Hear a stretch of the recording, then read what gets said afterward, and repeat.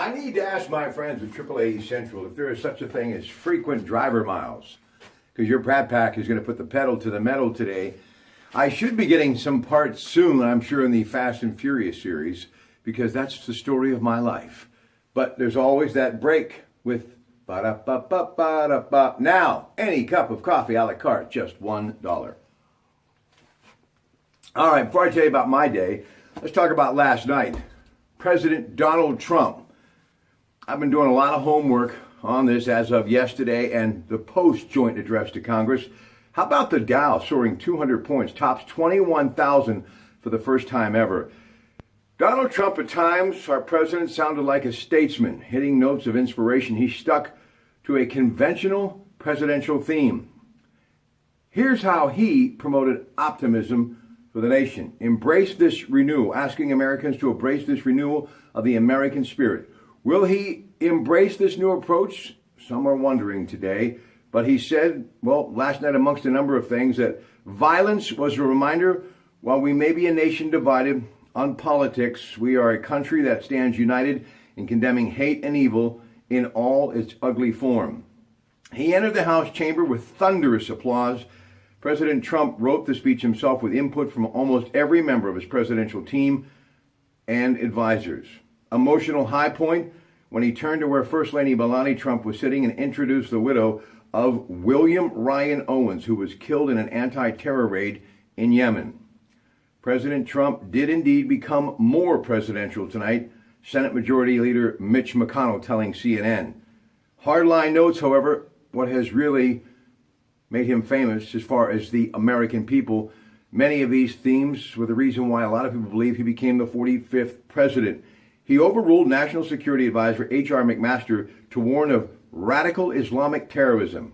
We will soon begin construction of a Great Wall along our southern border. We are removing gang members, drug dealers, and criminals that threaten our communities. The president earlier said he wants to pass an immigration reform bill. He told reporters Tuesday that could grant legal status to millions of undocumented immigrants living in the U.S. He also talked about some of the strong points of his administration: Ford, Sprint, SoftBank, Intel, how convincing them to invest billions of dollars, job-creating dollars, and also how stocks have put on $3 trillion in value since his election. He talked to the new F-35 jet fighter, the Keystone and Dakota Pipeline, and also pulling out of the Trans-Pacific Partnership. And he ended by saying, my job is not to represent the world, but to represent the United States of America. President Donald Trump. More tonight with Ted Arnaud. He's on the AT&T Newsline. We will be at Legacy Studios in East Liverpool. Jimmy Joe Savage and, of course, J.T. Higgins from Heritage Thermal Services in East Liverpool working the Samsung Galaxy phone. Now, Antoine Roussel capped a Dallas 3-goal third period as the Stars beat the Pens in Dallas 3-2 at the American Airlines Center last night. Malcolm and Ginzel scored for the Pens, who face the Blackhawks at the United Center tonight at 8 o'clock. You can watch it on the NBC Sports Network. Josh Lammers scored 15 of his 20 points in the second half. Georgia Tech defeated Pitt 61-52. Pitt is at the John Paul Jones Arena at noon Saturday to face Virginia. Robert Morris tonight on the road at Long Island University of Brooklyn.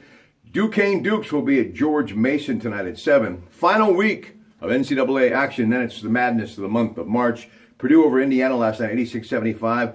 Duke beat Florida State, 75-70. Iowa State over Oklahoma State, 86-83. And number 9, Kentucky, John Calipari's Wildcats over Vanderbilt, 73-67. Tonight, some good games. Arkansas, Florida, Boston College, Notre Dame, Washington, UCLA.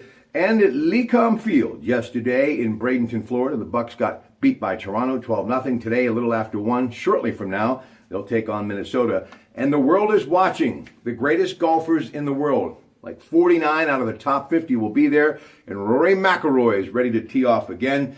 It is the World Golf Championships, Mexico City. And yes, can you feel it? The Masters in Augusta just around the corner.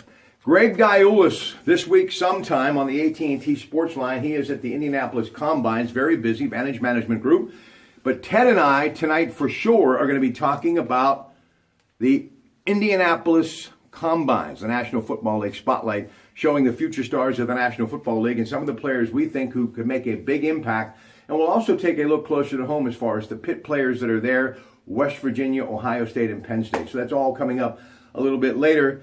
And yes, I'm headed out to Rorick Mazda, do some work this afternoon, and then on to East Liverpool. So yes, it will be another busy day for your Pratte Pack. So do yourself a favor. Don't forget, Lenten season is here. Filet of fish, the Shamrock Shake for St. Patrick's Day. It's all from the home of the arches, those golden arches, McDonald's. Good afternoon.